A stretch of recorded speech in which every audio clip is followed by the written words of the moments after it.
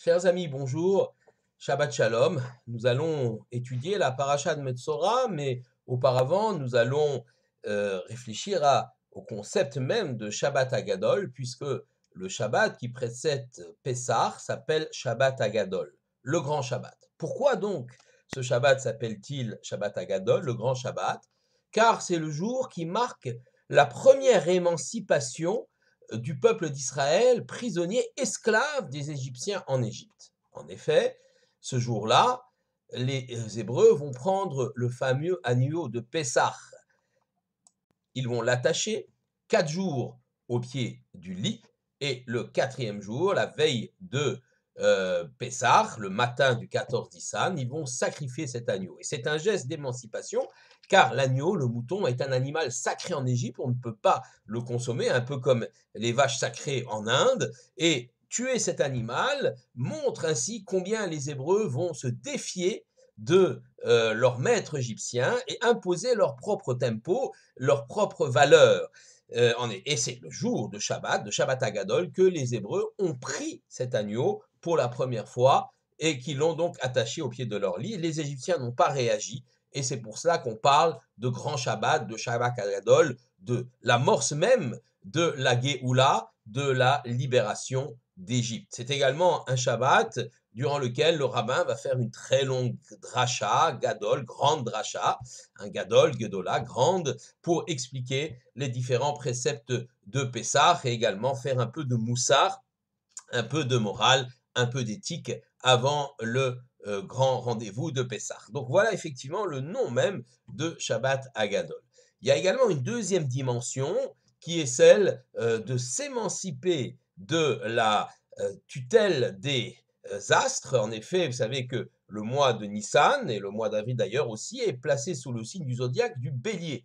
Or, Ein Mazal Israël, le peuple juif n'est pas soumis au régime, aux influences de l'astrologie, et on va le montrer en sacrifiant cet agneau, en le consommant, alors que les Égyptiens, eux, pensaient qu'effectivement les astres, et notamment la constellation du bélier en particulier, pouvaient avoir une influence sur le destin des hommes et des peuples. Ce n'est pas le cas, le peuple juif s'affranchit de ce destin-là, et non seulement bien sûr des données ou des prédestinations marquées par l'astrologie, auxquelles plus personne ne croit aujourd'hui, mais aussi de toutes les lois sociologiques et historiques qui nous prédisent depuis des siècles que nous allons disparaître. Eh bien, le peuple juif est toujours présent, En Mazal d'Israël, en sacrifiant l'agneau de Pessah, qui représente le bélier des signes du zodiaque. Nous montrons ainsi notre émancipation et notre volonté de dépasser le ratson, la volonté du peuple d'Israël peut dépasser effectivement tous ces idées de prédestination, ces idées également de lois implacables de l'histoire ou de la sociologie.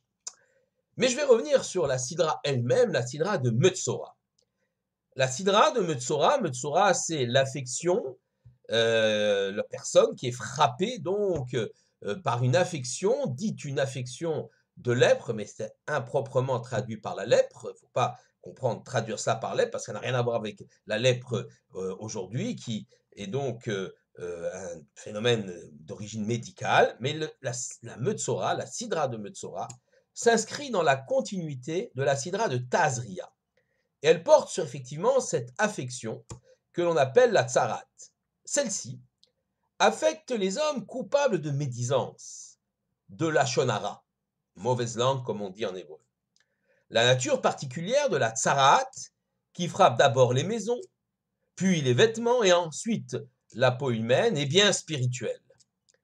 Rabbeinu Bachaye, un auteur espagnol du Moyen-Âge, dans son commentaire affirme que la Nega Tsaraat, qui est écrit dans le texte, vient exclusivement affecter l'auteur de médisance. D'ailleurs, un verset dans Kohelet, l'Ecclésiaste du roi Salomon, nous dit Al titen et picha learti, et besarecha, ne laisse pas ta bouche entraîner ton corps dans la faute.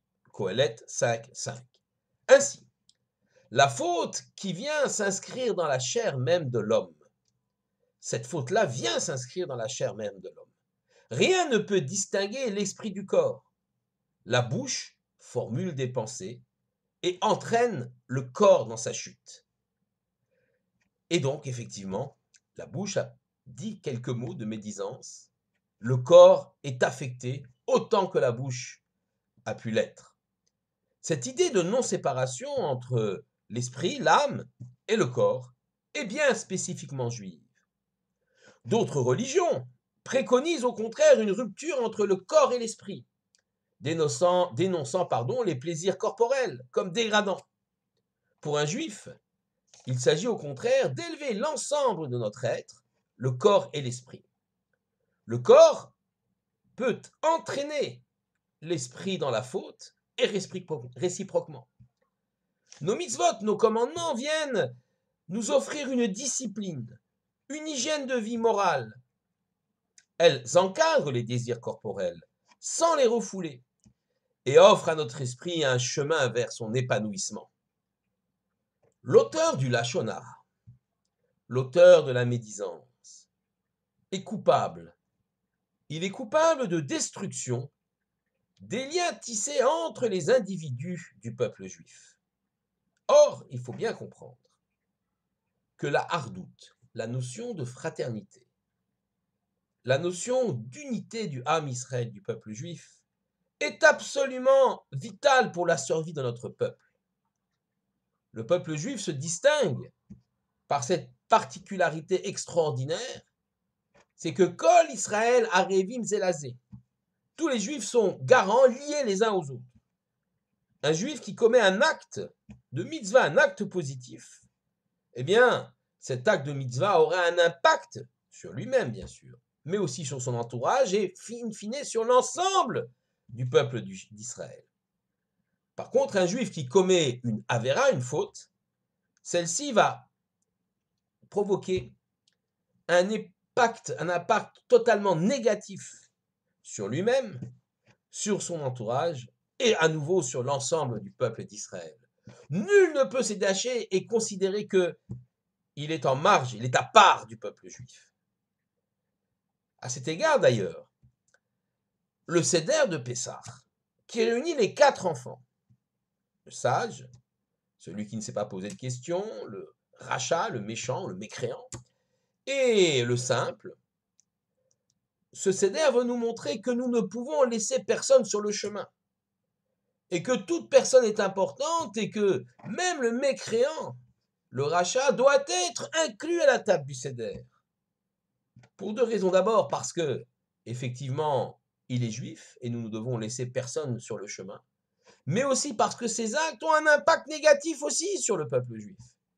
Et donc, il faut, certes pas par coercition, certainement pas, mais par conviction, essayer de le ramener à la table d'Israël, à la table de sa famille, pour qu'il vive le Seder avec nous. On voit donc que finalement, la dimension du peuple juif, d'unité, d'ardoute du peuple juif, elle est essentielle dans l'histoire et la survie de notre peuple. Or, l'auteur du Lachon Hara, de la médisance, est coupable de destruction des liens tissés entre les individus du peuple juif. Comme nous l'avons dit, la hardoute, l'unité du peuple juif est indispensable. Et celui qui, par sa médisance, vient la briser, porte une immense responsabilité. Mavet vechaim beyad alashon, dit le Midrash Tanchuma sur, par ici avant, notre paracha de Metzora. La mort et la vie sont sur la langue. Tout est lié à la langue, dit Rabbeinu Bachaye, dans son ouvrage Chovot Alevavot, les devoirs du cœur. Si l'homme l'utilise comme une arme envers autrui, il sème la mort. La mort, vraiment, une sorte de mort, c'est-à-dire la destruction des liens entre les hommes. Il met ainsi en danger l'existence de sa famille, de sa communauté, et bien au-delà. L'ensemble du peuple d'Israël sera affecté.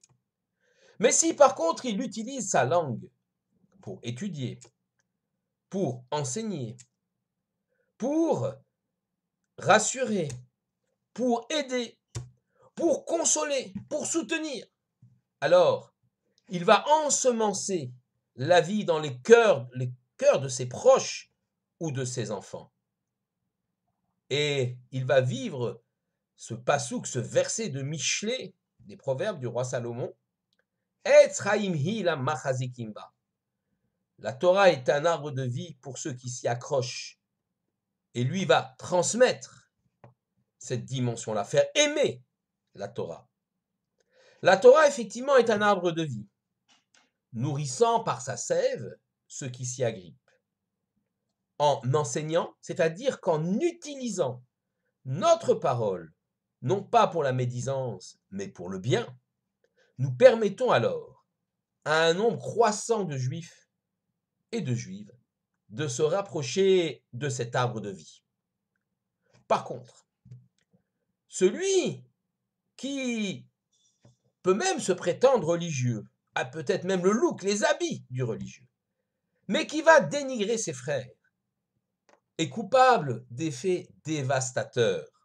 D'abord, il va finalement faire une sorte de Chilul Hashem, de profanation du nom divin, car lui qui est perçu peut-être comme un homme pratiquant ou religieux, le fait qu'il laisse sa langue divaguer pour dénigrer ses frères, ses contemporains percevront alors une image négative de la Torah que cet individu prétend défendre. En vérité, lorsqu'on est engagé religieusement, cette mitzvah ou cette interdiction du Lashon Hara nous oblige encore plus, car nous devons être exemplaires. Plus que tout autre, effectivement, l'homme de Torah est pris comme exemple, scruté dans ses moindres faits et paroles. C'est une énorme responsabilité dont il faut savoir être digne. Et pour nous tous, garder notre langue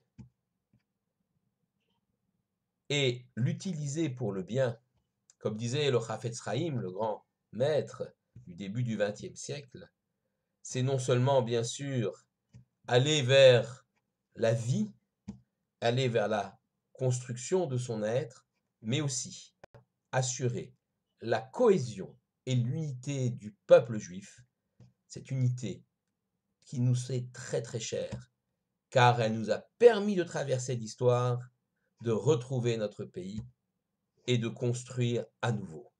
Shabbat Shalom à tous, Pessah Kasher Vesameach.